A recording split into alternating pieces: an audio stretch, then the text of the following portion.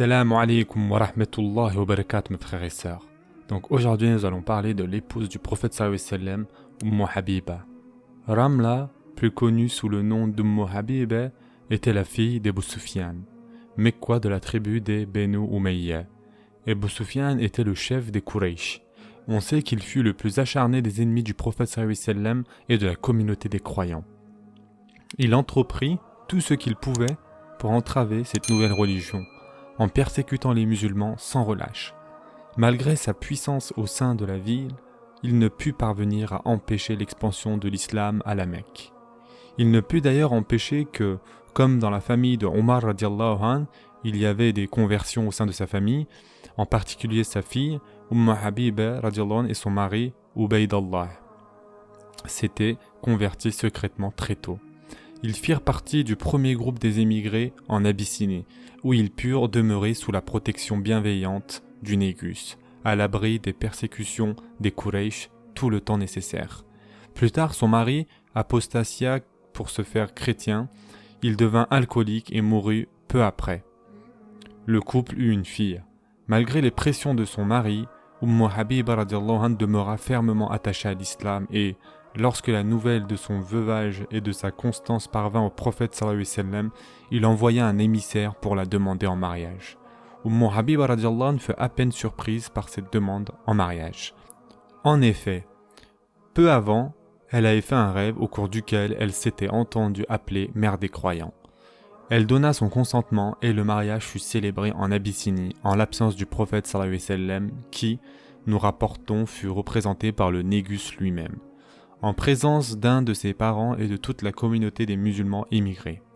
Le Négus organisa pour l'occasion dans son palais un repas de noces où ils furent tous invités. Elle avait autour de 35 ans. On était en l'an 6 de l'Hégire. Nous croyons savoir que sa dot s'éleva à 400 dinars.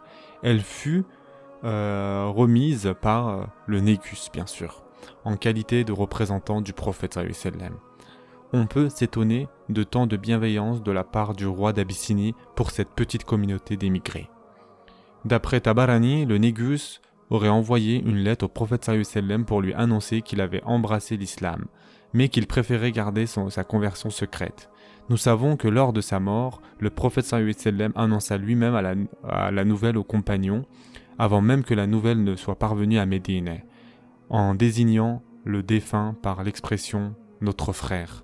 C'est l'ange Jibril alayhi salam qui aurait informé le prophète sallallahu alayhi wa sallam de cette nouvelle. On nous rapporte qu'un fils naquit chez Ja'far, un des émigrés, le même jour qu'un fils naquit également chez le Négus et que l'enfant princier fut confié en nourrice à Asma, épouse de Ja'far, créant des liens étroits entre les deux familles.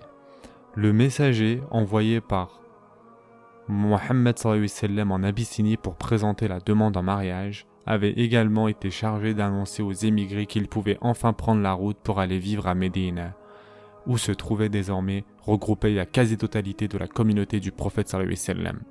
Le Négus leur donna 2 bateaux et l'ensemble des émigrés fit route vers Médine, ramenant Habiba radiallahu anh et ses enfants. Pendant ce temps, à Médine, on préparait les appartements de la nouvelle venue qui se trouvèrent naturellement à côté de ceux de Juwayriya radiallahu anh, puisque les constructions étaient élevées au fur et à mesure des besoins de la famille. Lorsque le groupe arriva à Médine, le prophète sallallahu alayhi wa sallam donna à son tour un repas de noces pour célébrer son mariage avec Habiba radiallahu anh. Il se réjouit beaucoup de l'arrivée de cette nouvelle épouse et du groupe des émigrés. Il avait encore une bonne raison d'être réjoui, la prise de Khaybar, qui avait été longue et difficile. À la suite de cette victoire, aucune tribu ne lui était plus hostile dans la région, d'où une sécurité nouvelle pour les musulmans et l'assurance d'un ravitaillement régulier par les caravanes. Mais nous avons déjà parlé de Khaybar et nous aurons encore une autre occasion d'en parler. Habiba radiallahu anh fut plutôt bien accueillie dans la maison du prophète sallallahu alayhi wa sallam par les autres épouses. Il faut dire que, à l'exception de Aïcha radiallahu anh, toutes les autres épouses avaient déjà connu Habiba radiallahu anh à la Mecque avant son exil. Zaynab radiallahu anh était en outre sa belle-sœur. Saouda, Salama et Habiba avaient été très proches en Abyssinie où elles avaient vécu une partie de l'émigration ensemble. Elles furent donc très heureuses de se retrouver.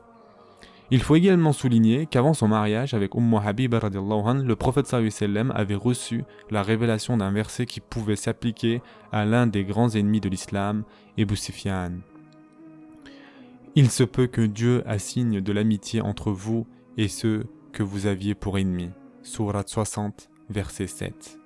Or, dès que le prophète sallallahu alayhi wa sallam eut épousé la fille d'Abu Sufyan, celui-ci se montra moins acharné à combattre les musulmans, par exemple dans les circonstances suivantes.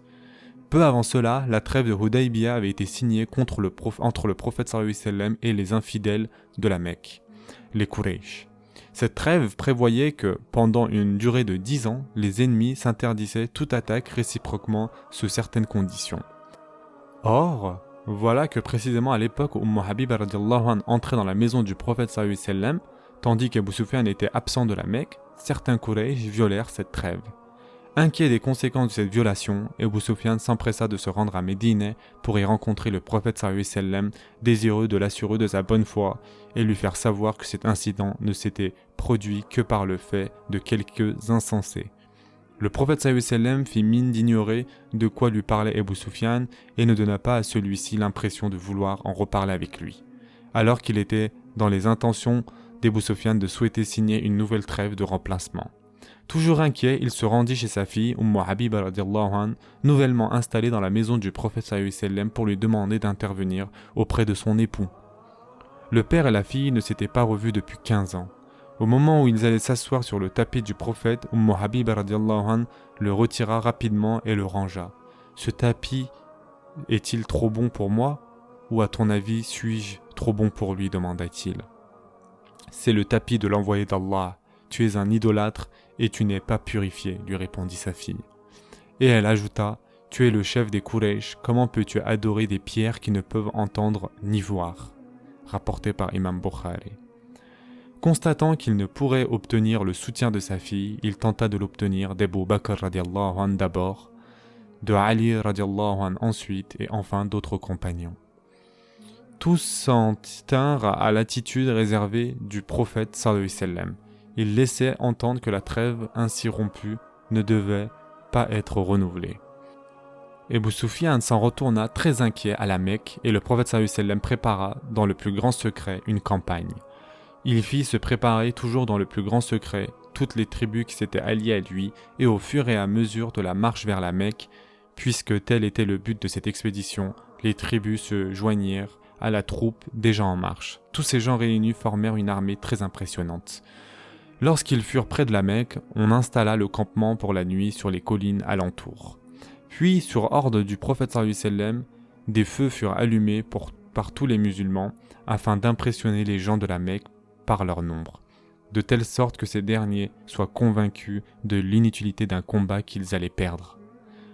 On nous rapporte qu'Abu Sufyan fut intercepté alors qu'il se déplaçait en dehors de la cité et qu'il fut gardé au campement pour la nuit, afin de l'empêcher de tenter quelque défense avant le lendemain.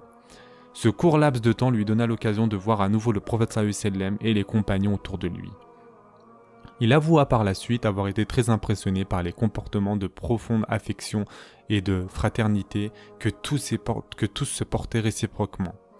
Le lendemain, le prophète sallallahu alayhi wa sallam entra pacifiquement à la Mecque avec tous ceux qui s'étaient joints à lui, sans la moindre effusion de sang.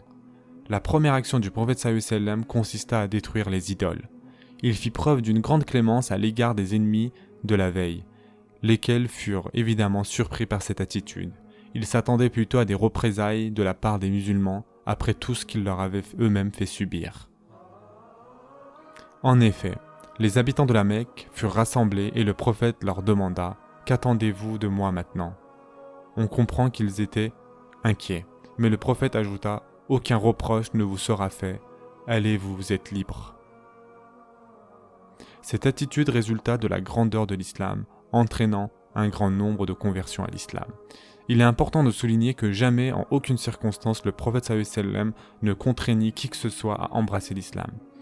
Chacune de ces campagnes militaires n'eut pour objet que combattre des tribus qui représentaient un danger pour la communauté, soit parce qu'elles les attaquaient, soit parce qu'elles les empêchaient les caravanes d'arriver à Médine.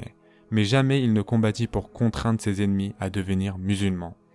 L'islam ne permet ni contrainte ni violence pour quelque motif que ce soit, si ce n'est pour se défendre. Pas de contrainte en religion. Sourate 2, verset 256. Il est fort regrettable que tant de musulmans dans le monde ignorent cette règle. Après la conquête de la Mecque, le prophète sallallahu alayhi wa sallam retourna à Médine avec sa famille et ses compagnons. On se souvient en effet que lorsque les gens de Médine lui avaient offert l'hospitalité, il s'était engagé à demeurer dans cette ville auprès d'eux. Il tint parole puisqu'il y vécut jusqu'à sa mort et qu'il y fut enterré.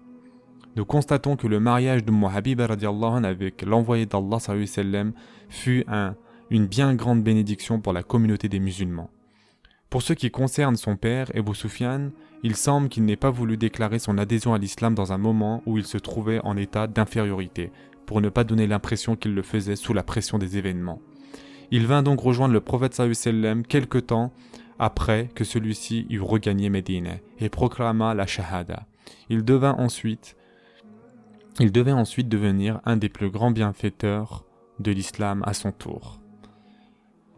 Nous ne pouvions évoquer Habiba radiallahu anha sans parler de son père, tant la personnalité fut si remarquable avant son adhésion à l'islam et ensuite, après son entrée dans la communauté des musulmans.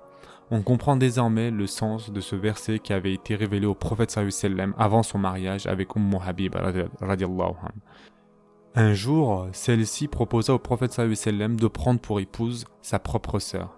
Nous l'avons déjà dit, les épouses étaient honorées d'avoir été choisies par l'envoyé d'Allah comme mère des croyants.